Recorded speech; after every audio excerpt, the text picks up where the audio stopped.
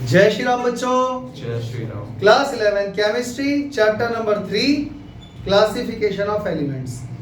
बच्चों last class में मैंने तुम लोगों को इलेक्ट्रोनेगेटिविटी के बारे में बता दिया था। अरे भाई याद है कि भूल गए? इलेक्ट्रॉन गेन एंथैल्पी और इलेक्ट्रोनेगेटिविटी दो ऐसी चीजें हैं जो एक जैसी लगती हैं, पर उसके लिए मैंने तुम्हें एक डिफरेंस टेबल भी बना के समझा दिया था। सही है? अच्छा, इलेक्ट्रोनेगेटिविटी के बारे में एक बात और जान लो। इलेक्ट्रोनेगेटिविटी सीधा सीधा किस पर डिपेंड करता है? नॉन मेटालिक कैरेक्टर पर। यानी जितना ज्यादा नॉन मेटालिक कैरेक्टर बढ़ेगा उतना ही ज्यादा इलेक्ट्रोनेगेटिविटी होगी। हम इसके बारे में दोबारा भी चर्चा करेंगे। तो बच्चों आज जो है ना हम लोग कुछ बेसिक चीजें पढ़ने वाले हैं, जैसे एनोवैलेंस प्रॉपर्टीज, या जैसे ऑक्सीडेशन स्टेट क्या होता है, वैलेंसी क्या होता है, और मेन तो तुम्हारा जो क्वेश्चन आता है वो एनोवैलेंस प्रॉपर्टीज से ही आता है।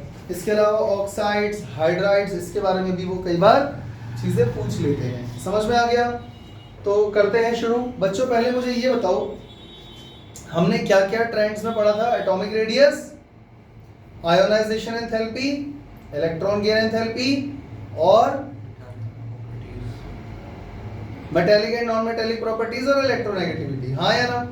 तो left to right, right to left, down the group जाने पर कौन कौन सी प्रॉपर्टीज पर क्या इफेक्ट पड़ता है, कौन इंक्रीज करता है, कौन डिक्रीज करता है, ये चीजें पता होना बहुत जरूरी है विद रीजन। ये मैं तुम्हें पहले ही बता चुका हूं। तो एक बार जरा इसके ऊपर चर्चा कर लेते हैं। बच्चों हमारा पीरियोडिक टेबल कुछ ऐसा ही है, चेक कर लो।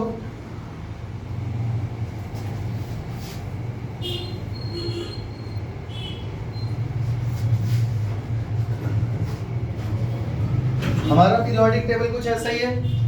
लैंथेनॉइड, एक्टिनॉइड मैंने यहाँ पे नहीं बनाए, कोई सी के अंदर है। ठीक है? अब मुझे ये बताओ, अगर मैं लेफ्ट टू राइट जाता हूं तो एटॉमिक रेडियस पर क्या इफेक्ट पड़ता है? लेफ्ट टू राइट जाने पर एटॉमिक रेडियस डिक्रीज होता है। तो बच्चों राइट टू लेफ्ट आऊंगा तो क्या होगा?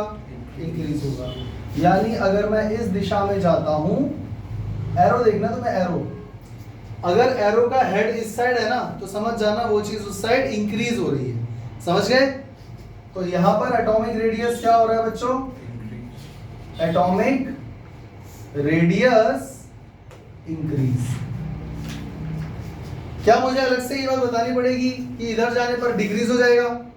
अगर राइट टू लेफ्ट आने पर इंक्रीज हो रहा है तो ऑब्वियसली ऑपोजिट वाला डिक्रीज हो रहा होगा। ये तो क्लियर है ना? अच्छा बच्चों, अगर मैं लेफ्ट टू राइट जाता हूं तो आयोनाइजेशन एंथैल्पी पे क्या इफेक्ट पड़ता था? इंक्रीज होती थी या डिक्रीज? इंक्रीज। यानी कि लेफ्ट टू राइट जाने पर आयोनाइजेशन एंथैल्पी क्या हो जाएगा बच्चों? Ionisation enthalpy increase. इसीलिए मैंने एरो इधर बनाया हुआ है। इधर की साइड जो चीज बढ़ रही है उधर मैंने एरो लगा दिया। ठीक है? अच्छा, लेफ्ट टू राइट जाने पर इलेक्ट्रॉन गेन एंथैल्पी पर क्या इफेक्ट पड़ेगा बच्चों? इलेक्ट्रॉन गेन एंथैल्पी के बारे में एक बात याद रखना, वो नेगेटिव होती है। बस उसमें ये देखना होता है हाईली नेगेटिव और लेस नेगेटिव। तो लेफ्ट टू राइट जाने पर क्या हो रहा है? इधर लेस नेगेटिव है, इधर मोर नेगेटिव है, तो वैल्यू कहीं ना कहीं बढ़ ही रही है। तो हम क्या लिखेंगे? Less negative to more negative electron gain enthalpy. हाँ या ना? समझ में आ गया? अच्छा, इलेक्ट्रोनेगेटिविटी पर क्या इफेक्ट पड़ेगा लेफ्ट टू राइट जाने पर? इलेक्ट्रोनेगेटिविटी मैंने बताया था एटम का रेडियस या साइज जितना छोटा होगा उतना ही ज्यादा इलेक्ट्रोनेगेटिविटी होगी। तो आप चेक करो, लेफ्ट टू राइट जाने पर एटम का साइज छोटा हो रहा है, इधर इंक्रीज हो रहा है बट इधर तो डिक्रीज हो रहा है। तो इधर की साइड जाने पर इलेक्ट्रोनेगेटिविटी बढ़ेगी, यानी कि इलेक्ट्रो नेगेटिविटी इंक्रीज। इसके अलावा बच्चों अगर मैं लेफ्ट टू राइट जाता हूं तो मुझे ये बताओ, हम लोग मेटालिक कैरेक्टर मतलब left to right metallic character बढ़ेगा या घटेगा? हम जानते हैं इधर अच्छे मेटल्स हैं, ये भी मेटल्स हैं, यहां नॉन मेटल है, तो metallic character decrease. Non metallic character increase. तो यहां पर क्या हो रहा है बच्चों, अगर मैं लेफ्ट टू राइट जाऊंगा तो नॉन मेटेलिक कैरेक्टर क्या हो रहा है बच्चों। और बच्चों मैंने अभी अभी तुम्हें थोड़ी देर पहले बताया था ये फिगर बनाने से पहले कि electronegativity is directly proportional to non metallic character. याद है कि भूल गए? तो चेक करो, अगर इधर जाने पर नॉन मेटेलिक कैरेक्टर बढ़ रहा है तो इलेक्ट्रोनेगेटिविटी भी बढ़ रही होगी कि नहीं? समझ में आ गया? अच्छा बच्चों, ग्रुप में अगर मैं नीचे आऊं अप टू डाउन तो एटॉमिक रेडियस पर क्या इफेक्ट पड़ेगा? Atomic radius left to right to left तो क्लियर हो गया ना। डाउन द ग्रुप भी तो कोई ट्रेंड होगा। तो एटॉमिक रेडियस नीचे आने पर क्या होता है, बढ़ता है या घटता है? बढ़ता है, क्योंकि नया शेल ऐड हो जाता है। तो हम यहां पर क्या लिखेंगे, तो नीचे जाने पर बच्चों एटॉमिक रेडियस इंक्रीज हो रहा है। एटॉमिक, तुम लोग पढ़ पा रहे हो? ये टेढ़ा लिखा हुआ है मैंने। एटॉमिक रेडियस नीचे जाने पर इंक्रीज होगा। समझ गए? तो फिर बच्चों आयोनाइजेशन एंथैल्पी के बारे में क्या विचार है? नीचे जाने पर आयोनाइजेशन एंथैल्पी क्या होगी?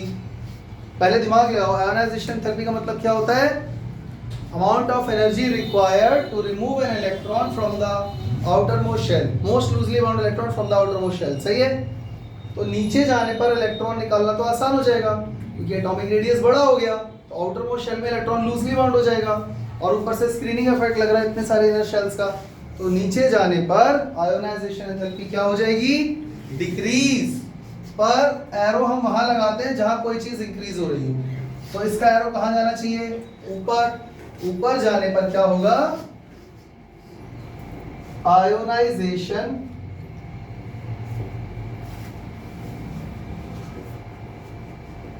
Enthalpy will increase. क्लियर हो गया? अच्छा अब बताओ, नीचे जाने पर इलेक्ट्रॉन गेन एंथैल्पी पर क्या इफेक्ट पड़ेगा? इलेक्ट्रॉन गेन एंथैल्पी पर क्या इफेक्ट पड़ेगा? जल्दी बोलो बच्चों। पहले ये सोचो बच्चों, इलेक्ट्रॉन गेन एंथैल्पी जो है वो नेगेटिव में ही नापी जाती है, हाँ या ना? इसको इधर लिख देते हैं। नीचे जाने पर इलेक्ट्रॉन गेन एंथैल्पी क्या होगी? जैसे जैसे आप नीचे जाओगे वो इलेक्ट्रॉन गेन करना नहीं चाहेगा क्योंकि एटॉमिक रेडियस बड़ा हो जाएगा, तो उससे अपने ही इलेक्ट्रॉन नहीं संभल रहे तो एक और इलेक्ट्रॉन को ऐड करना चाहेगा नहीं, तो less more negative to less negative हो जाएगा। यानी नीचे जाने पर क्या हो जाएगा बच्चों? More negative to less negative EGE। समझ में आ गया? अच्छा ऊपर जाने पर इलेक्ट्रोनेगेटिविटी बढ़ेगी। ऊपर जाने पर इलेक्ट्रो नेगेटिविटी विल इंक्रीज। ऐसा इसलिए क्योंकि ऊपर एटॉमिक साइज छोटा होता जा रहा है। समझ में आ गया? और बच्चों मेटालिक कैरेक्टर ऊपर जाने पर बढ़ेगा या घटेगा? मेटालिक कैरेक्टर नीचे आने पर इंक्रीज होगा। समझ में आ गया? नीचे आने पर क्या होगा? ऐसे लिख दो बच्चों, मेटालिक कैरेक्टर विल इंक्रीज। समझ में आ गया? हम ये बात अच्छे से जानते हैं मेटालिक कैरेक्टर नीचे आने पर बढ़ रहा है और इधर आने पर बढ़ रहा है। तो जरा सोचो, जितना मैं नीचे जाऊंगा और जितना मैं इधर जाऊंगा तो ये लाइन ऐसी बन जाएगी, हाँ यार? यानी यहां पर मिलेंगे सबसे अच्छे मेटल्स। यानी जो एरो की तुम्हें डायरेक्शन नजर आ रही है यही है मेटालिक कैरेक्टर इंक्रीज। समझ में आ गया? अभी बताया ना, नीचे जाने पर मेटालिक कैरेक्टर बढ़ेगा, यानी आप पहले तो नीचे आ जाओ, और लेफ्ट टू राइट जाने पर नॉन मेटालिक कैरेक्टर बढ़ रहा है, तो इधर आने पर मेटालिक कैरेक्टर बढ़ेगा। तो नीचे और इधर का मतलब यही तो हुआ, और इसका ऑपोजिट कर दूं तो क्या हो जाएगा बच्चों? Non metallic character. यानी यहाँ अच्छे नॉन मेटल है, यहाँ अच्छे मेटल है। Non metallic character increase. समझ में आ गया बच्चों? ये टेबल कॉपी में ड्रॉ कर लोगे, याद कर लोगे, और इसके रीजन भी मैंने तुम्हें हर क्लास में समझाए हैं, वो भी बच्चों अच्छे से पढ़ के लिख के याद कर लेना। चले आगे बच्चों, सबसे ज्यादा मोस्ट इलेक्ट्रोनेगेटिव एलिमेंट कौन है आप लोगों को पता है? मोस्ट इलेक्ट्रो नेगेटिव एलिमेंट, याद रखना, सबसे ज्यादा फ्लोरीन, उसके बाद ऑक्सीजन, उसके बाद क्लोरीन, उसके बाद नाइट्रोजन। याद रहेगा ये ऑर्डर? अगर ये भूल जाओ तो हिंदी में एक शब्द याद कर लेना बच्चों, फोकलन। फोकलन, फो का मतलब हो गया फो, कल का मतलब क्ल और न। अब ठीक है, याद रहेगा? तो सबसे ज्यादा इलेक्ट्रोनेगेटिव पूरी पीरियोडिक टेबल में कौन है? Fluorine, then oxygen, then chlorine, then nitrogen. चले आगे।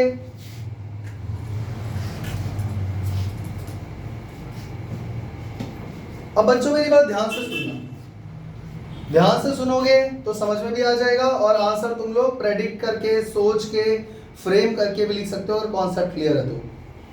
जैसे कि मुझे ये बताओ बच्चों, मेटल ऑक्साइड्स का नेचर क्या होता है, एसिडिक या बेसिक?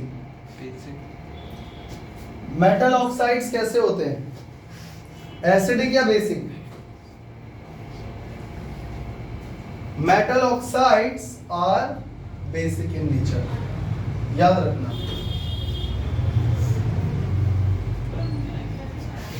ये बात याद रखना भैया, मेटल ऑक्साइड्स क्या होते हैं? यार ये सब तुम्हें खुद पता होना चाहिए, मुझे पूछना पड़ रहा है तुम लोगों से। जरा याद करो, 10th क्लास में फर्स्ट चैप्टर में फर्स्ट एक्टिविटी ये थी या नहीं थी?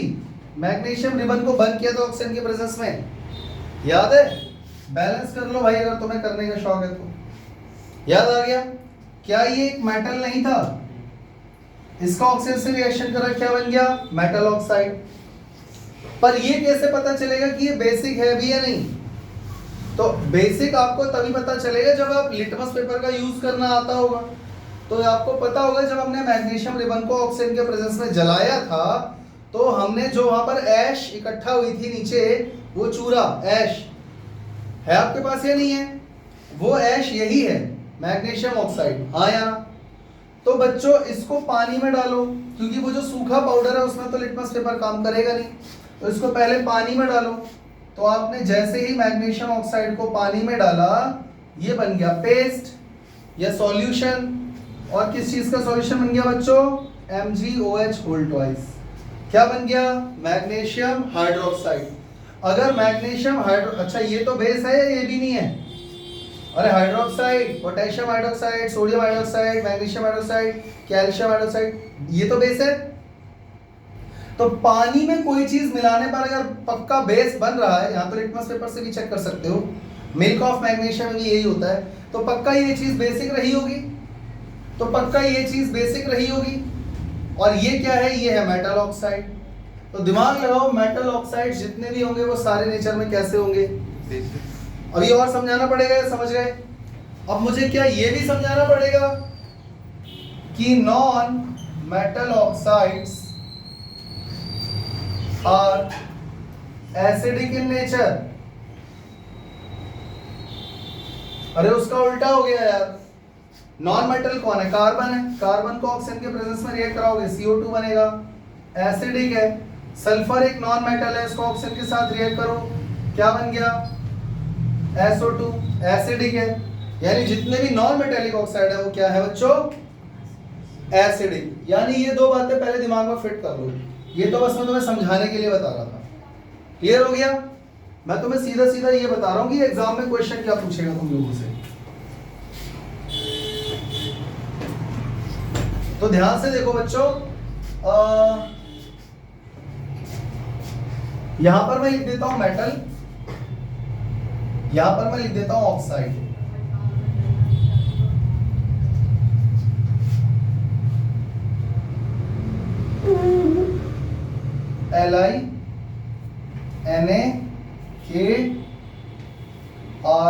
LiNaKRbCs। इन सभी का अगर मैं ऑक्सीजन के साथ रिएक्शन करवाऊं, क्या बनेगा? Metal oxide. यानी Li2O, Na2O, K2O, Rb2O, CS2O, आया ना? ये सभी क्या बन गए बच्चों? Metal oxide. अगर ये सभी मेटल ऑक्साइड है तो पक्का ये सभी क्या होंगे? लेकिन एग्जाम में क्वेश्चन ये आता है कि अगर आप डाउन द ग्रुप जाओगे तो बेसिक कैरेक्टर, मेटल ऑक्साइड्स का बेसिक कैरेक्टर बढ़ेगा या घटेगा? यानी इनमें से या तो नीचे जाने पर बेसिसिटी बढ़ रही होगी इन ऑक्साइड्स की, देखो है तो सारे बेस क्योंकि मेटल ऑक्साइड है, और कौन सा अच्छा बेस है तो नीचे जाने पर या तो बढ़ रहा होगा बेसिक कैरेक्टर या ऊपर जाने पर। अब दो में से एक तुक्का बच्चा मार के आ जाता है, दिमाग लगाता नहीं है। तो बच्चों तुम लोग बताओ, नीचे जाने पर बेसिक कैरेक्टर बढ़ेगा या ऊपर जाने पर? जल्दी बोलो क्यों? अगर रीजन नहीं बताया तो तुक्का माना जाएगा। क्योंकि ज्यादा मेटालिक है उसके नीचे। देखो बच्चों, नीचे जाने पर बेसिक कैरेक्टर ऑफ, नीचे जाने पर क्या होगा? बेसिक कैरेक्टर या बेसिसिटी भी लिख सकते हो आप, basicity of metallic oxides will increase. कोई मुझे इसका रीजन बताएगा? बच्चों मैंने तुम्हें अभी थोड़ी देर पहले बताया था, ग्रुप में अगर आप नीचे जाओगे तो मेटालिक कैरेक्टर बढ़ेगा। मेटालिक कैरेक्टर, सिर्फ मेटालिक कैरेक्टर, यानी जितना आप ग्रुप में नीचे आओगे अच्छे मेटल्स मिलेंगे। तो जितना अच्छा मेटल होगा उतना ही स्ट्रॉन्ग उसका ऑक्साइड जो होगा वो बेसिक माना जाएगा। देखो मेटल ऑक्साइड्स क्या होते हैं? बेसिक। तो जो अच्छा मेटल होगा उसका बेस कैसा बनेगा? उसका ऑक्साइड कैसा बेस बनेगा? Strong base. तो नीचे जाने पर बेसिसिटी मेटालिक ऑक्साइड्स की बढ़ती है। समझ में आ गया? इसका रीजन क्या है बच्चों? What is the reason? Reason, as we go down the group, metallic character will increase। ये इसका रीजन हो गया। भाई नीचे आने पर अच्छे मेटल मिल रहे हैं तो उनके जो ऑक्साइड्स होंगे वो ज्यादा स्ट्रॉन्ग बेस होंगे। therefore the oxides of metals which are at the bottom of a group forms a more basic oxide। समझ में आ गया कि नहीं? पक्का? तो मैं तुम्हें बस ये समझाना चाह रहा था कि एग्जाम में जो क्वेश्चन है ना, सीधा ये स्टेटमेंट लिखा हुआ आ जाएगा, as we go down the group the oxides of elements will become acidic or basic and why। तो मैंने तुम्हें पूरा बना के लिख के दिखा के समझा दिया। कोई दिक्कत है तो अभी पूछ लो भाई, पूछ लो।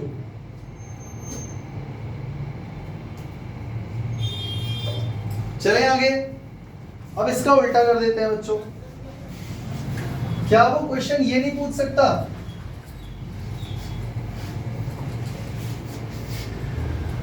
कि अगर मैं ग्रुप में ऊपर जा रहा हूं तो ऑक्साइड्स का कौन सा कैरेक्टर बढ़ेगा? एसिडिक कैरेक्टर बढ़ेगा, क्योंकि जैसे जैसे आप ऊपर जाओगे वैसे वैसे नॉन मेटालिक कैरेक्टर बढ़ेगा, और नॉन मेटल्स क्या होते हैं? एसिडिक। समझ में आ गया? तो यहां पर मैं सीधा इसका रिजल्ट लिख दे रहा हूं, पूरा बना नहीं रहा हूं। As we go upside in a group, acidic character of oxides will increase। और इसके पीछे रीजन क्या है बच्चों? because non-metallic character will increase and non-metallic oxides are acidic in nature। अरे बोलो समझ में आया कि नहीं? देखो लॉजिक अगर पता है ना, कॉन्सेप्ट क्लियर है, तो इससे भी अच्छा खुद से बना के लिख सकते हो। मैंने तुम्हें समझा दिया है, क्लियर हो गया? नीचे जाने पर मेटालिक कैरेक्टर बढ़ रहा है, इसीलिए उनसे बनने वाले ऑक्साइड्स की बेसिसिटी बढ़ रही है। ऊपर जाने पर एसिडिक कैरेक्टर बढ़ रहा है क्योंकि नॉन मेटालिक कैरेक्टर बढ़ रहा है, और नॉन मेटालिक ऑक्साइड्स क्या होते हैं? Acidic in nature. कोई दिक्कत? चलें आगे। वो मतलब ये चीजें ना वो कैसे भी पूछ सकता है। जैसे जैसे तुमको यहाँ से कोई ग्रुप 17 का एलिमेंट के सबके ऑक्साइड्स बना देगा और फिर एरो मार के बोलेगा इधर एसिडिक कैरेक्टर बढ़ रहा है या इधर बेसिक कैरेक्टर घट रहा है, तो तुम्हें चेक करना पड़ेगा। समझ में आ गया? ठीक है, चले आगे। इसी चीज को और बेहतर तरीके से समझने के लिए कुछ क्वेश्चंस करते हैं बच्चों। यहाँ पर मैंने कुछ ऑक्साइड्स लिखे हुए हैं। क्वेश्चन नंबर 1, देखो ये चीज ना वो एमसीक्यू में भी पूछ सकता है। मतलब वो चीज देखो, एमसीक्यू में तुमने कभी ऐसे क्वेश्चन देखे हैं जैसे Be2O, फिर Na2O, फिर K2O, फिर दूसरे ऑप्शन में इनको आगे पीछे कर देगा, ऐसे करके करेक्ट ऑप्शन वो तुमसे टिक करवाएगा और पूछेगा कि इनमें से किसका एसिडिक कैरेक्टर की जो इंक्रीज की स्ट्रेंथ है वो करेक्ट ऑर्डर में लगे हुए हैं, या बेसिसिटी का पूछ लेगा। वो तुम्हें दिमाग लगाना है, लेकिन उसके लिए तुम्हें पीरियोडिक टेबल की नॉलेज भी होनी चाहिए। अब जैसे मान लो ये क्वेश्चन आ गया, आपको ऑक्साइड्स नजर आ रहे हैं, अब जिसको बच्चे को पीरियोडिक टेबल ही नहीं आता उसको ये कैसे पता चलेगा कि ये एलिमेंट्स कहाँ से उठा के लिखे हैं। अब जैसे हम लोग ये बात अच्छे से जानते हैं ये सारे एलिमेंट्स ग्रुप 1 के हैं, लेकिन जिस बच्चे को पीरियोडिक टेबल ही नहीं आता वो तो कभी यही दिमाग नहीं लगा पाएगा कि एलिमेंट कहाँ से उठा के उनके ऑक्साइड्स लिखे गए हैं। मेरी बात समझ रहे हो? तो अब जल्दी बता दो, नीचे जाने पर कौन सा कैरेक्टर बढ़ रहा है, मुझे वो कैरेक्टर बताओ जो बढ़ रहा है, और ये मुझे बताएगा वेदांश। नीचे जाने पर कौन सा कैरेक्टर बढ़ रहा है? ऑक्साइड्स है ये, तो आपको एसिडिटी या बेसिसिटी बतानी है। यानी कि नीचे जाने पर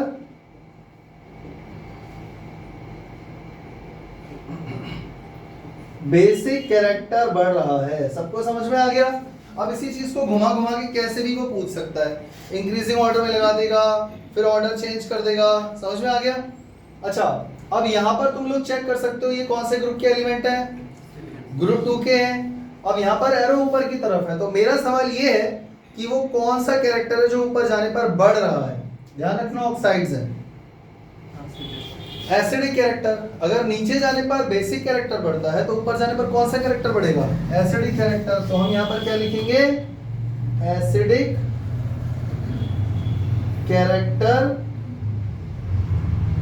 इंक्रीजेस। समझ में आ गया? अब बच्चों यहाँ पर देखो फिर से कुछ एलिमेंट्स के ऑक्साइड्स लिखे हुए हैं। अब बताओ ये कौन से ग्रुप के एलिमेंट है? ये किसी एक ग्रुप के एलिमेंट नहीं है, बल्कि एक पीरियड के एलिमेंट है। पीरियड नंबर 2 है, 3 है? 3 है। पीरियड 1 में हाइड्रोजन आता है।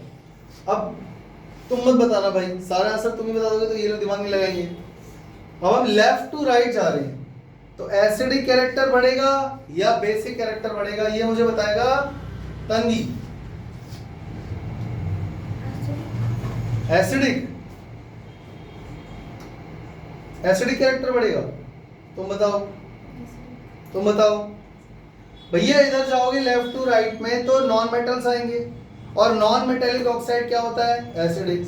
तो यहां पर एसिडिक कैरेक्टर तो बढ़ेगा, एसिडिक कैरेक्टर विल इंक्रीज। तो तुम्हें कॉन्फिडेंस के साथ बोलना है, ऐसे डर डर के नहीं बोलना।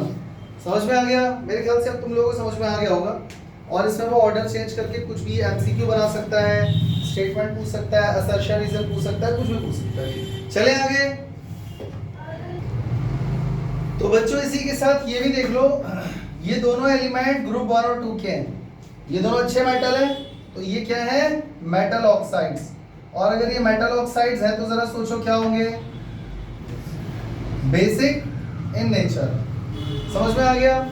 इसके अलावा आप जैसे जैसे इधर की तरफ जाओगे यहां से P2O5 से, तो ये आपको क्या मिलेंगे?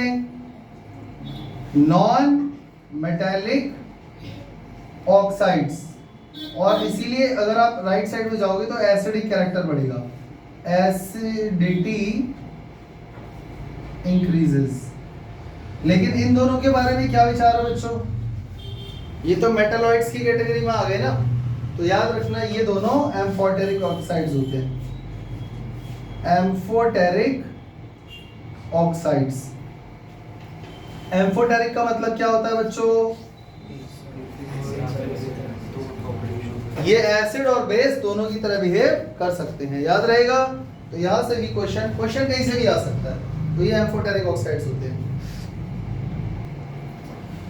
अब हम लोग पढ़ने जा रहे हैं बच्चों एनोमैलस प्रॉपर्टीज ऑफ सेकेंड पीरियड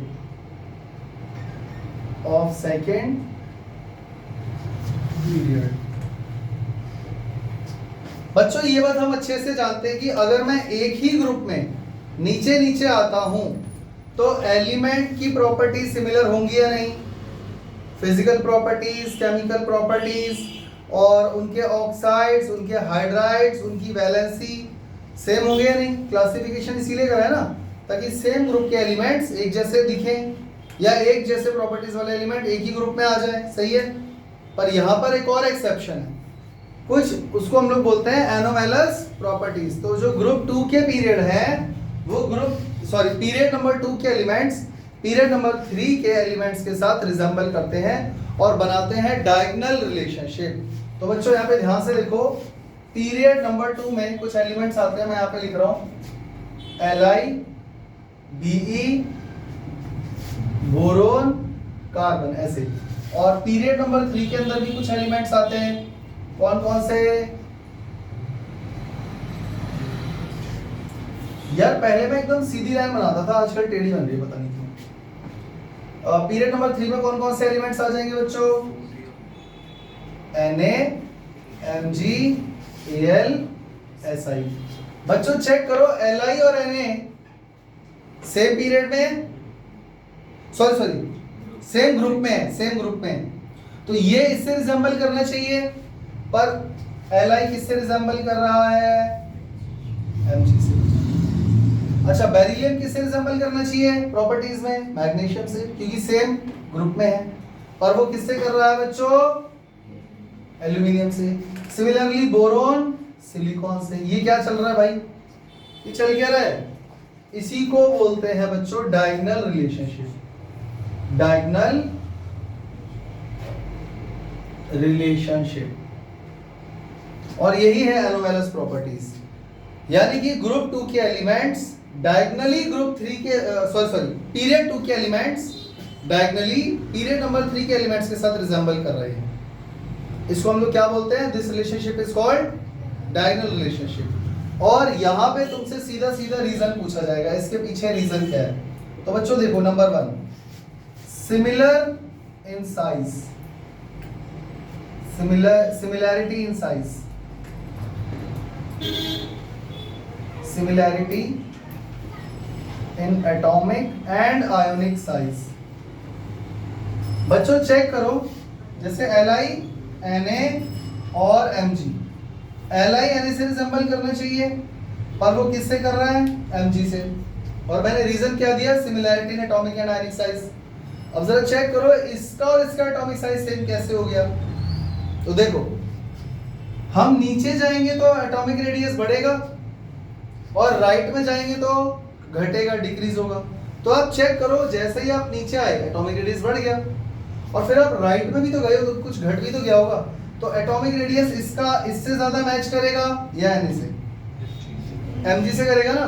तो ये रीजन है इसके पीछे, क्योंकि इनका एटॉमिक रेडियस या ये कह लो कि एटॉमिक साइज मैच कर जाता है। दूसरी बात,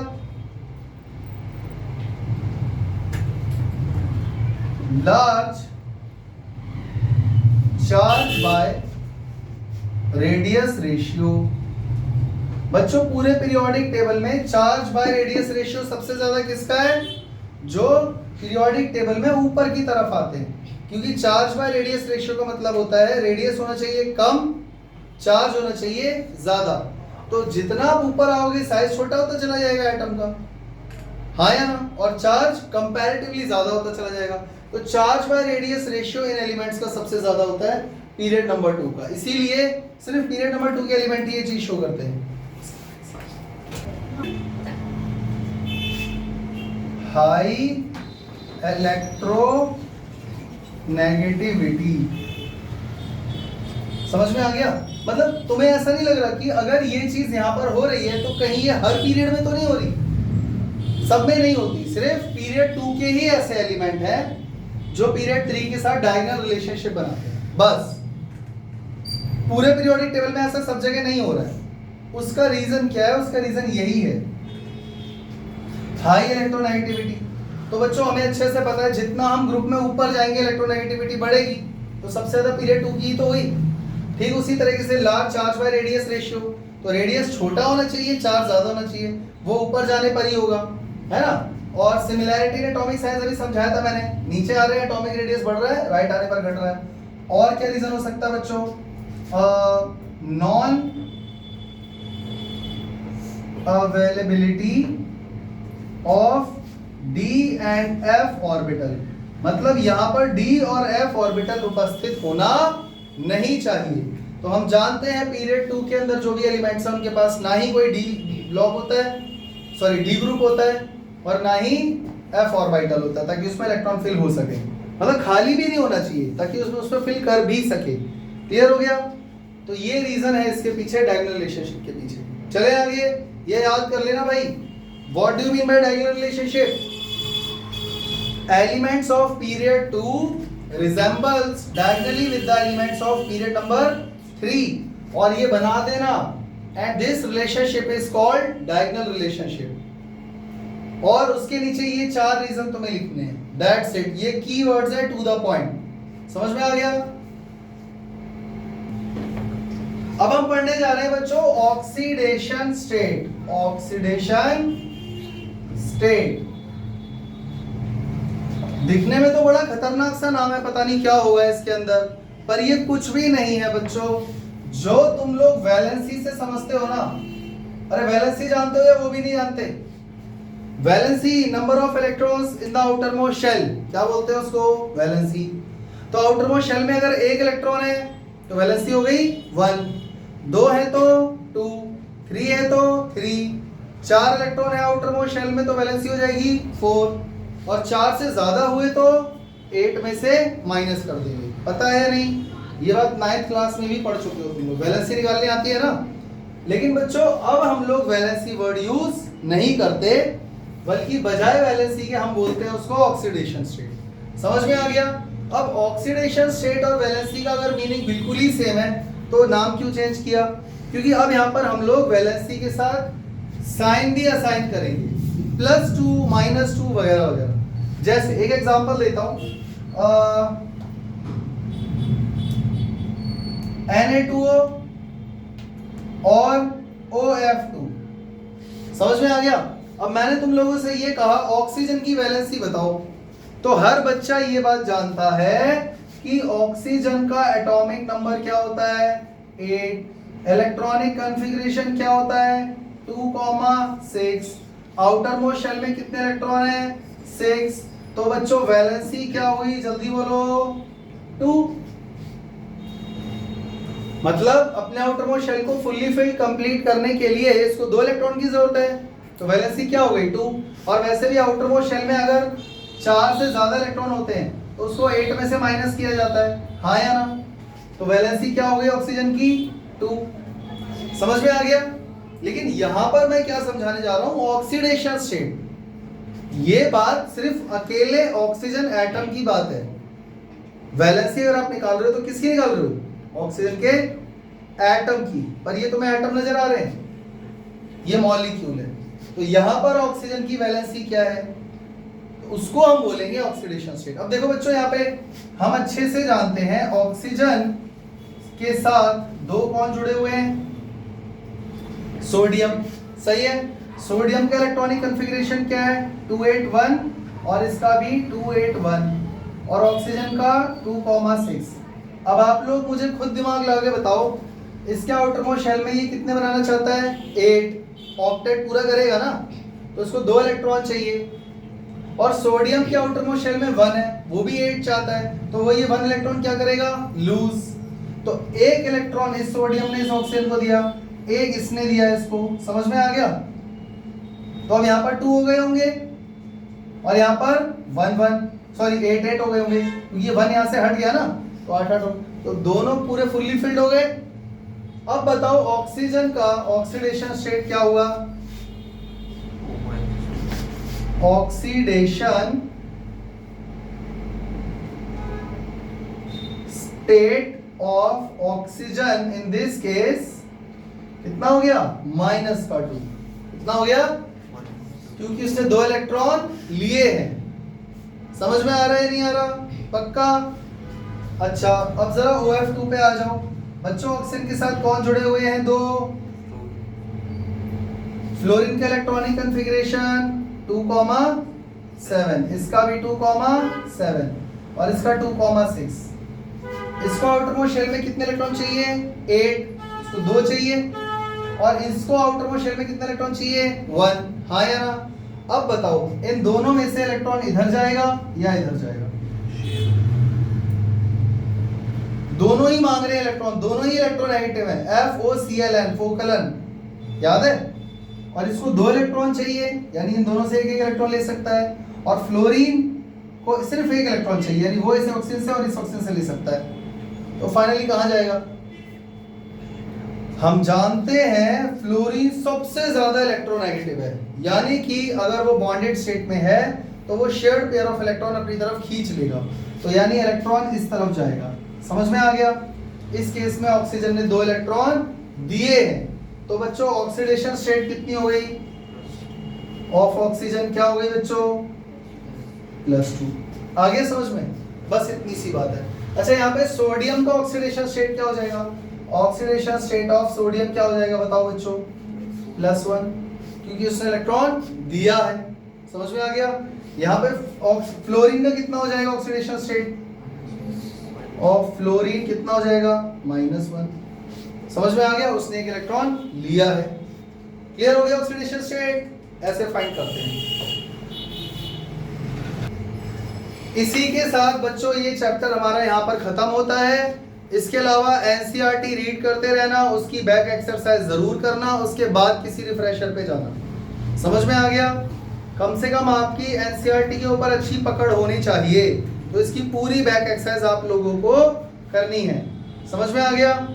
मिलते हैं अगली क्लास में नए चैप्टर के साथ। तब तक के लिए जय हिंद, जय श्री राम।